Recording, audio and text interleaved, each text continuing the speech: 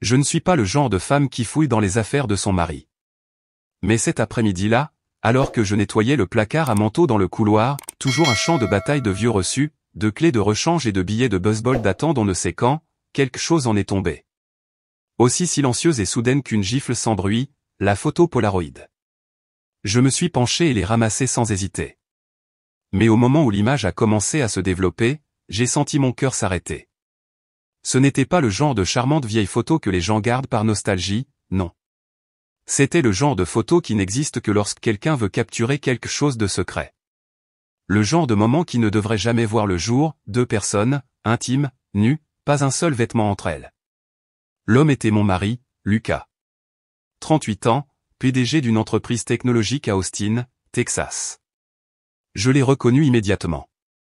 Ses larges épaules, la tache de naissance en forme de larme sur le bas de son dos que j'avais embrassé des centaines de fois. 7 ans de mariage ne permettent pas d'oublier ces choses. Mais ce qui m'a coupé le souffle, c'est la femme à côté de lui. Son visage était tourné, mais les longues boucles châtains, l'inclinaison de sa tête, en partie timide, en partie intentionnelle, ont déclenché quelque chose de profondément familier. Je suis resté figé dans le couloir, la photo toujours à la main. La maison était si silencieuse que j'entendais mon propre cœur battre en écho. La maison que Lucas et moi avions repeinte l'année dernière ensemble, où nous nous étions disputés pendant 20 minutes pour savoir si le nuage du soir ou brume violette convenait le mieux au salon. Maintenant, ces murs semblaient se rapprocher, m'étouffant avec leur fausse chaleur. La porte d'entrée s'est ouverte, me faisant tressaillir. Sadie, je suis rentré. Sa voix a résonné dans le hall, suivi du bruit familier des clés tombant dans le bol en céramique que je lui avais fabriqué lors d'un cours de poterie pour mon 35e anniversaire. Un anniversaire qu'il avait complètement oublié sans un rappel de son assistante.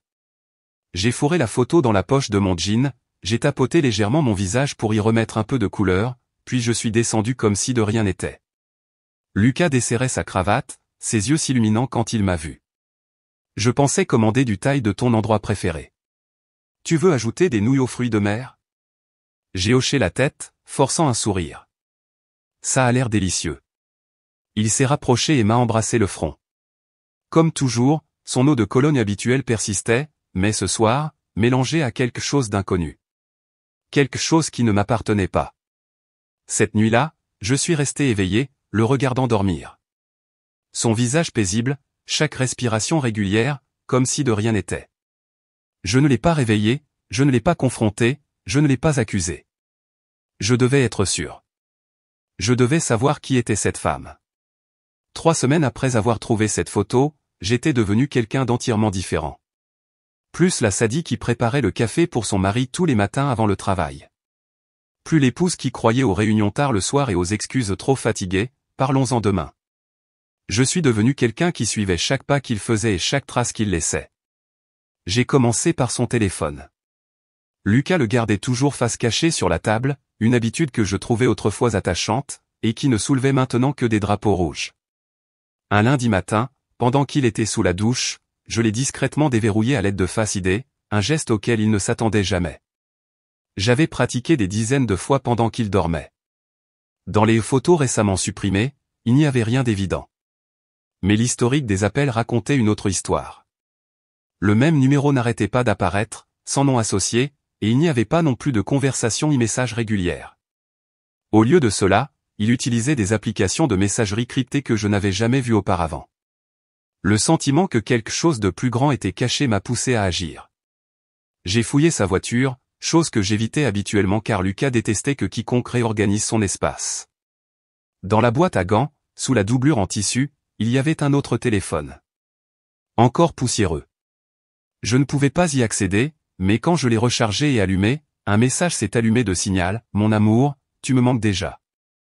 Le dîner de dimanche sera difficile à faire semblant à nouveau. Mon amour. » J'ai fermé les yeux pendant quelques secondes pour me ressaisir. Ce message n'était pas seulement la preuve d'une liaison, il laissait entendre quelque chose de plus inquiétant. Elle serait au dîner de famille de dimanche. J'ai commencé à tout retracer. Chaque relevé de carte de crédit partagée, chaque réunion aux surprises, chaque chemise qui ne sentait pas bon, chaque cravate inconnue. Une fois, il a dit qu'il rencontrait un ancien contact à Dallas, mais le reçu Uber menait à un quartier résidentiel à moins de 8 km de notre maison. Un fleuriste chic a envoyé une facture, elle adore ça. J'ai recoupé son calendrier avec l'historique de localisation de l'AirTag que j'avais glissé dans son coffre. Il n'était pas allé au bureau comme il le prétendait. Une autre fois, quand il a dit qu'il avait un dîner d'entreprise à Lilton, j'ai trouvé le reçu du minibar, 2 verres de vin blanc, dîner pour 2. Je pensais autrefois que je le saurais immédiatement si j'étais trompé. Mais non, la trahison de Lucas n'était pas un coup de couteau dans le cœur. C'était plutôt comme un gaz toxique, lent, invisible, inodore, et suffisant pour tout détruire silencieusement. J'ai essayé de trouver des indices sur son identité, mais Lucas était prudent. Pas de nom, pas de photos, juste des fragments de messages, faisant parfois référence à des souvenirs d'enfance. Une phrase particulièrement étrange, ce voyage à Pine Lake quand nous étions petits et le vieux camion rouge de papa. Lucas n'a pas eu d'enfance au Texas. Il a grandi à Bend, Oregon, et a déménagé à Austin à 22 ans pour lancer sa carrière. Alors comment pouvait-il se remémorer ses années d'école primaire à Round Rock? Qui se cachait vraiment derrière ses souvenirs? J'ai commencé à revoir toutes les personnes qui avaient vécu à proximité, amis, collègues, anciens voisins. Et puis la pièce du puzzle est tombée, s'ajustant trop parfaitement. Le dîner du dimanche était une tradition de ma famille, pas de la sienne. Nous l'organisions une fois par mois, toujours chez mes parents. Ma mère cuisinait son fameux rôti, mon père sortait le vin pour l'occasion spéciale. Mon frère et sa femme s'asseyaient en bout de table avec leurs enfants. Et puis il y avait Jenna. Ma cousine. 27 ans. Qui avait vécu avec nous pendant 2 ans après le divorce de ses parents. Elle était récemment revenue à Austin après une pause de réorientation de carrière. Et Lucas, qui s'était soudainement intéressé à renouer avec la famille, était celui qui avait insisté pour que nous invitions Jenna la dernière fois. Je me suis figé quand j'ai relu ce message, j'ai hâte du dîner de famille de dimanche. Faire semblant devient de plus en plus difficile. J'ai regardé fixement en posant le téléphone. Si mes instincts étaient justes, celle qui me trahissait n'était pas seulement l'homme partageant mon lit toutes les nuits. Elle était aussi celle assise à la table du dîner de ma famille, m'appelant en cousine. Ce dimanche de dîner de famille, je n'ai pas pu avaler une seule bouchée. Tout le monde s'était rassemblé dans le jardin de mes parents à Round Rock, le même endroit où nous faisions griller des steaks et partagions de vieilles histoires une fois par mois. La scène était familière, rire, odeur de viande grillée, guirlandes lumineuses scintillant entre de vieux chênes. Mais je n'étais plus la même. J'observais, j'écoutais. Lucas, bien sûr, savait jouer son rôle. Il riait avec mon père, aidait ma mère dans la cuisine, divertissait les enfants. Mais ses yeux ne m'évitaient pas, ils évitaient quelqu'un d'autre. Jenna. Elle portait une robe de soie olive, les boucles châtains descendant sur ses épaules, un verre de vin blanc à la main, souriant comme si elle posait pour une couverture de magazine de voyage. Et puis je l'ai vu, ce moment unique. La façon dont Lucas la regardait. Ce n'est pas ainsi qu'un homme regarde la cousine de sa femme. Ses yeux se sont arrêtés sur son poignet, où elle portait le bracelet en argent que j'avais vu sur un relevé de carte de crédit une fois. Jenna, comme par réflexe, a mis sa main derrière son dos et a ri comme si de rien n'était. Mon cœur n'a pas battu la chamade, pas de larmes, juste un courant froid qui a parcouru ma colonne vertébrale. Après le dîner, pendant que tout le monde se déplaçait à l'intérieur pour regarder le match de baseball, je me suis excusé pour aller aux toilettes à l'étage, celle que Jenna venait d'utiliser, où elle avait laissé son sac à main sur le lavabo en marbre. Le sac beige était familier, déverrouillé. Je n'ai pas hésité. J'ai ouvert son téléphone. Elle utilisait toujours le même mot de passe qu'au lycée, l'anniversaire de Toby, le chien que nous aimions tous. Une partie de moi espérait ne rien trouver. Cet espoir s'est évanoui au moment où j'ai ouvert l'application Signal. Des centaines de messages de Lucas, enregistrés sous elle. Lucas, j'ai rêvé de toi hier soir. Je me suis réveillé en pensant que j'étais toujours à tes côtés. Jenna, ne me fais pas te manquer davantage. Dîner de dimanche encore. Une autre représentation. Lucas, je déteste faire semblant. Mais nous y sommes presque. La liberté arrive. Jenna, elle ne comprendra jamais. Sadie a toujours été trop sensible. J'avais l'impression que quelqu'un me serrait la gorge. Les messages continuaient de me blesser plus profondément. Elle s'en remettra. Elle est forte, n'est-ce pas? Ne te sens pas coupable. Nous ne faisons rien de mal. Nous sommes juste amoureux. J'ai voulu jeter son téléphone à travers la pièce, mais au lieu de cela, ma prise s'est resserrée. L'instinct de quelqu'un s'accrochant au dernier morceau de débris dans un naufrage. J'ai pris des captures d'écran de tout, messages, photos, même les localisations GPS de leur application de planification qui confirmaient des rencontres secrètes. Les lieux s'allumaient, un petit hôtel à San Marcos, une location à court terme dans le sud d'Austin, tout correspondait parfaitement au voyage d'affaires de Lucas. Puis vint le coup de la semaine passée. Lucas, l'appartement que tu as choisi est parfait. Je m'imagine y vivre avec toi. Jenna, plus qu'une semaine. Je lui parlerai. Il prévoyait de partir. Il ne me l'avait juste pas encore dit. Et moi, celle qui avait payé les frais de scolarité de Jenna quand elle ne pouvait pas se permettre de changer de majeur, qui l'avait aidé à surmonter une rupture douloureuse, qui l'avait laissé vivre chez moi pendant près d'1 an quand elle avait perdu son emploi. J'étais devenue l'étrangère dans ma propre vie. J'ai fermé le téléphone, l'ai remis en place comme si je ne l'avais pas touché. Quand je me suis regardé dans le miroir, j'ai à peine reconnu la femme qui me fixait. Mais je savais une chose, à partir de ce moment-là, il n'y avait pas de retour en arrière possible. En bas, Jenna m'a souri comme si de rien n'était. Elle a passé un bras autour de moi et a murmuré, « Tu travailles trop dur ces derniers temps. Je m'inquiète vraiment pour toi. » J'ai souri en retour. Mais à l'intérieur, une pensée résonnait clairement, « Tu m'as tout volé et tu as encore le culot de me regarder dans les yeux. » À partir de ce jour, je n'étais plus la Sadie que Lucas pensait connaître. Mais il ne l'a jamais remarqué. Je souriais toujours le matin, lui versais son café, l'embrassais sur la joue avant le travail. Je lui ai même demandé ce qu'il voulait pour le dîner, commandé son plat thaï préféré, joué ses morceaux de jazz préférés pour l'aider à se détendre. J'ai joué la femme dévouée avec une précision impeccable. Car si je devais abattre un homme qui avait joué son rôle pendant plus d'1 an, je devais le surpasser. Mais quand le soleil se couchait, je devenais quelqu'un d'autre. J'ai commencé avec des outils simples, un petit microphone caché dans le diffuseur d'huiles essentielles sur le bureau de Lucas, une caméra discrète dans le coin de la bibliothèque, l'endroit qu'il pensait assez privé pour passer des appels vidéo pendant que je dormais. Quand il quittait la maison, j'accédais à son ordinateur via un compte secondaire synchronisé sur Google Chrome, celui dont il pensait que je ne connaissais même pas l'existence. J'ai téléchargé l'historique de navigation, récupéré les emails qu'il pensait supprimer. Quelques PDF, un contrat de location, un calendrier d'événements liés à un étrange compte iCloud associé à un iPad qu'il avait accidentellement cassé il y a 2 mois. J'ai discrètement tout stocké sur un disque dur externe caché dans mon tiroir de pull d'hiver, un tiroir que Lucas n'ouvrait jamais. Puis j'ai engagé un détective privé. J'ai choisi une petite agence à San Antonio, à près de 2 heures de route d'Austin.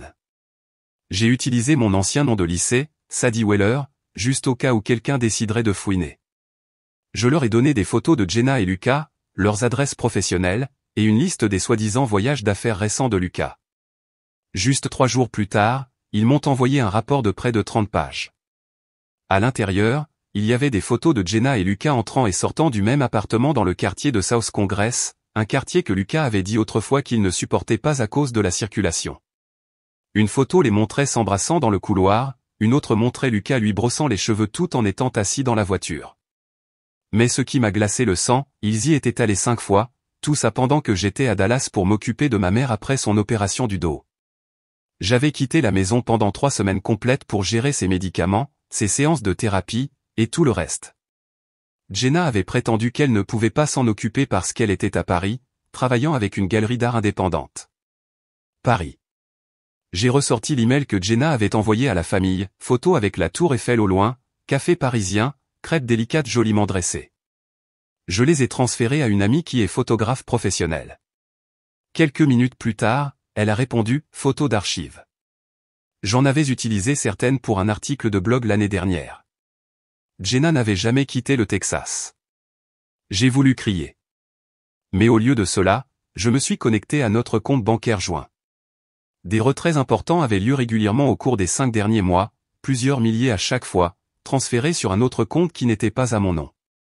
J'ai recoupé certaines des autres transactions. Beaucoup d'entre elles correspondaient au calendrier de la location de l'appartement de Jenna, et d'autres étaient pour des articles de luxe qui n'étaient jamais apparus dans notre maison.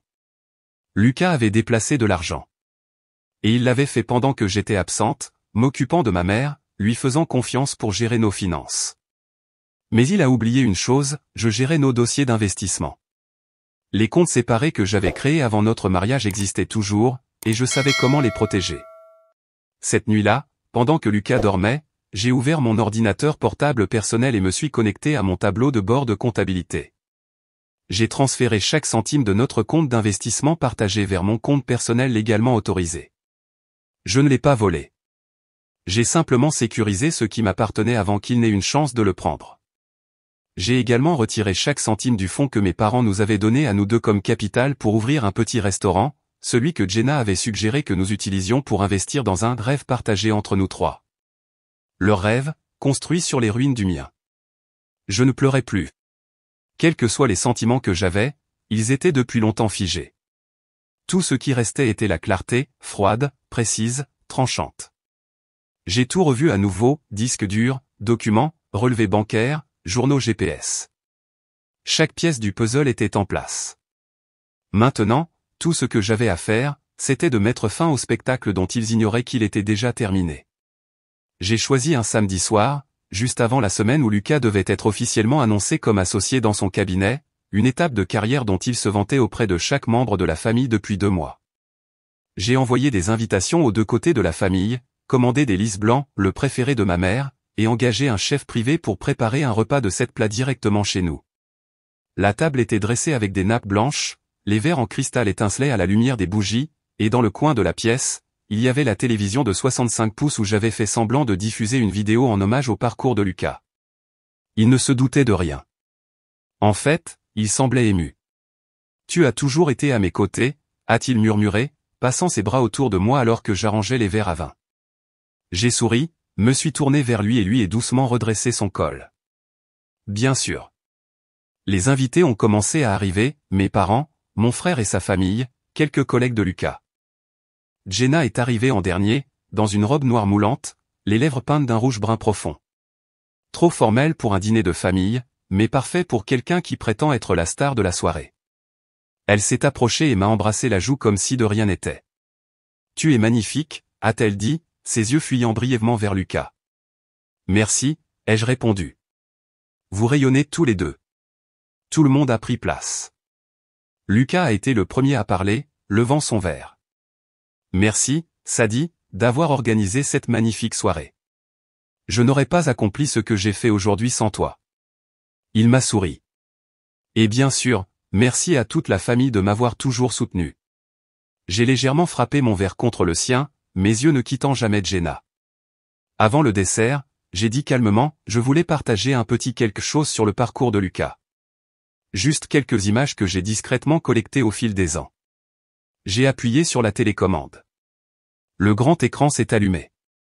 Cela a commencé par des photos de mariage, nous dans nos tenues de cérémonie sous l'arche florale, la lumière du soleil capturée dans mes cheveux. Des photos de vacances ont suivi, des dîners de famille, de doux clichés avec nos 2 parents. Ma mère s'est essuyé les yeux. Lucas m'a serré la main, son regard doux. J'ai attendu quelques secondes de plus, puis j'ai appuyé à nouveau. La première image, Lucas embrassant Jenna à la porte de l'appartement de South Congress. La deuxième, un message de Lucas à Jenna, faire semblant devient trop difficile. Juste quelques semaines de plus. La troisième, un contrat de location signé par Lucas W. Hatcher et co-signé par Jenna L. Burns. Le silence est tombé sur la pièce. Seul le faible cliquetis de la cuillère d'un enfant tombant sur le sol l'a brisé. Je me suis levé lentement, avançant au centre de la pièce. Je pense que tout le monde mérite de savoir exactement ce qui se passe derrière les sourires parfaits de Lucas et de ma cousine. Lucas s'est levé de sa chaise, le visage livide. « Sadie, tu te trompes complètement. » J'ai levé la main pour le faire taire. Non. J'ai juste attendu d'avoir assez de preuves. J'ai continué le diaporama, données de transfert bancaire de notre compte joint vers le compte privé de Lucas. Jenna me disant trop sensible, elle s'y habituera. Et enfin, une photo capturée par une caméra cachée dans notre maison, Jenna et Lucas assis côte à côte, son bras autour d'elle, dans mon propre bureau. Jenna a bondi de sa chaise. « Sadie, ce n'est pas ce que tu crois. » Je l'ai coupé, ma voix calme, étrangement calme. « Tu n'as jamais quitté l'État, Jenna. Ces photos de Paris n'étaient que des photos d'archives. Tu étais là tout le temps que je m'occupais de maman. Et tu as utilisé l'argent que nos parents m'ont donné pour louer cet appartement avec Lucas. Mon père est resté figé, les lèvres tremblantes. Jenna, est-ce vrai? Personne n'a répondu. Le silence de Jenna était la confession la plus claire de toutes. Je me suis tourné vers tout le monde. Mais ce n'est pas tout. Elle a utilisé Lucas pour se frayer un chemin dans une prestigieuse galerie d'art. Cette exposition à venir qu'elle doit ouvrir le mois prochain? Ce n'est pas du talent. Ce sont des relations. J'ai cliqué à nouveau, un email envoyé à toutes les galeries de la région de Boston fournissant la preuve de la relation inappropriée entre l'artiste et son sponsor. Et enfin, un email du directeur de la Art & Bell Gallery, l'exposition de Jenna Burns est par la présente annulée. Nous ne travaillons pas avec des personnes qui manquent d'intégrité. Lucas a rugi, tu vas tout détruire, Sadie. J'ai répondu, non. Tu l'as déjà fait. J'ai juste allumé la lumière. Personne n'a dit un mot après que l'écran soit devenu noir. Seule la lueur du lustre est restée, scintillant contre les verres à vin à moitié vides dans une pièce remplie de regards stupéfaits, confus, furieux. Lucas s'est effondré sur sa chaise, les poings serrés mais trop épuisés pour continuer à se cacher. Jenna est restée droite, les yeux fixés sur le parquet, comme s'il pouvait la sauver du poids de tous les regards dans la pièce. J'ai fouillé dans la poche de mon manteau et en ai sorti 2 enveloppes. J'ai placé la première sur la table, la faisant glisser vers Lucas. Les papiers du divorce. Si tu les signes ici, selon les conditions énumérées, je ne transmettrai pas la preuve de tes violations éthiques au conseil d'administration de l'entreprise, et je ne publierai pas ces images à la presse. Il a regardé l'enveloppe comme si elle contenait une condamnation à mort. Tu veux vraiment me ruiner? J'ai levé les yeux, mon regard vide. Je n'ai rien ruiné. Tu l'as fait au moment où tu as choisi de me trahir avec ma propre cousine. Lucas est resté silencieux. Cette dernière phrase a coupé le souffle à toute la pièce. Je me suis tourné vers Jenna, posant la 2e enveloppe sur la table devant elle. Une renonciation formelle à l'héritage de la succession de nos parents et le remboursement de chaque dollar que je t'ai versé au cours des 5 dernières années, frais de scolarité, loyer, études à l'étranger, plus les intérêts. Elle a levé les yeux, tremblant. Tu plaisantes, n'est-ce pas? J'ai répondu doucement mais clairement, non. Et si tu refuses, les captures d'écran de tes messages avec Lucas seront envoyées à tous tes contacts artistiques dans la région, même ceux avec qui tu n'as pas encore travaillé. Jenna a tendu la main et a touché l'enveloppe, mais ne l'a pas ouverte. Elle a bégayé, tu as dit un jour que tu me protégerais toujours. Et tu as dit un jour que j'étais la seule personne en qui tu avais confiance, ai-je répondu. La différence est que j'ai tenu ma parole. Tu ne l'as pas fait. Mon père a parlé, sa voix basse mais ferme. Jenna, je ne sais pas ce que tu pensais, mais cette famille n'a pas de place pour la trahison. Jenna a ouvert la bouche pour parler, mais ma mère s'est avancée, sa main tremblant alors qu'elle reposait sur mon épaule. Depuis combien de temps portes-tu tout ça seule, Sadie? Pourquoi ne m'as-tu pas dit? Je l'ai regardée, et pour la première fois cette nuit, ma voix s'est brisée. Parce que je ne voulais pas que quelqu'un d'autre soit blessé. Mon frère s'est levé, a fait le tour de la table et s'est arrêté devant Lucas. Je pensais que tu faisais partie de cette famille. Mais tu l'as transformée en toile de fond pour la trahison la plus vile que j'ai jamais vue. Lucas a baissé la tête, sans mots, sans excuse. Jenna s'est assise tranquillement, a sorti un stylo de son sac à main et a signé la renonciation. Ses mains tremblaient. Une larme est tombée sur le coin du papier. Personne ne l'a consolée. J'ai ramassé les 2 enveloppes, les ai glissées dans mon sac en cuir et suis retourné à ma place. Merci à tous d'être venus au dîner de ce soir. Je suis désolé que ce n'ait pas été la réunion joyeuse à laquelle vous vous attendiez. Mon père s'est levé. Sadie, tu ne dois des excuses à personne. Oui. Et si jamais tu as besoin de quelque chose, tes parents sont là. Ma mère a hoché la tête, les larmes coulant sur ses joues. La famille ne te laissera plus seule. Jenna s'est dirigée vers moi, mais j'ai reculé, non par rage, mais parce que la distance entre nous ne pouvait plus être mesurée en mots. Lucas s'est avancé. Je signerai. Mais Sadie, je l'ai coupé. Garde cette explication. Tu en auras besoin pour la réunion juridique de ton entreprise lundi. Un rire sec est venu de l'un des invités. Personne n'a ressenti de joie, mais tout le monde a vu clairement. Le vent avait tourné. 1 an plus tard, je vis dans un petit appartement de 6 étages dans le centre-ville d'Austin, surplombant Zilker Park. Des baies vitrées du sol au plafond laissent entrer la lumière matinale pendant que je lis le journal avec un cappuccino chaud à côté d'un pot de lavande que j'ai planté le jour où j'ai emménagé. Fini les faux dîners, fini les matins à verser du café à un homme qui avait planifié son évasion derrière mon dos. Je vis seul, mais je ne suis pas seul. Ma carrière dans le cabinet d'architecture a pris un nouveau tournant. Après avoir décroché le contrat du complexe commercial de Houston, j'ai été nommé chef de projet, un rôle que j'avais autrefois hésité à prendre parce que j'étais occupé à m'occuper de la famille. Maintenant, je donne à mes propres ambitions l'espace qu'elles méritent. Lucas n'est plus à Austin. Après un examen éthique interne pour conflit d'intérêts et mauvaise utilisation des données clients, il n'a pas été licencié, mais il a été transféré à la succursale de Salt Lake City. Chaque conférence, interview et promotion a disparu du jour au lendemain. Il a essayé de m'envoyer un email, juste pour expliquer. Je ne l'ai jamais ouvert. Jenna est retournée à Paris, cette fois pour de bon. Non pas pour organiser une exposition, mais pour échapper au regard de ceux qui croyaient autrefois en elle. Elle m'a envoyé 3 lettres manuscrites. La première disait qu'elle était trop fatiguée des attentes de la famille. La deuxième était une excuse, longue de 5 pages. La troisième était courte, j'aimerais pouvoir revenir en arrière. Je comprends si tu ne peux pas me pardonner. J'ai gardé les 3 lettres dans le tiroir du bas de mon bureau, non pas pour revisiter le passé, mais pour me rappeler que j'ai avancé sans avoir besoin de l'approbation de personne. Ma nouvelle vie n'a pas de place pour les voix qui réduisent au silence mes propres sentiments. J'ai peint les murs de mon salon en vert olive, la couleur que Lucas appelait autrefois sombre et peu sophistiquée. J'y ai accroché mes propres dessins, des croquis que je fais chaque week-end pour me libérer.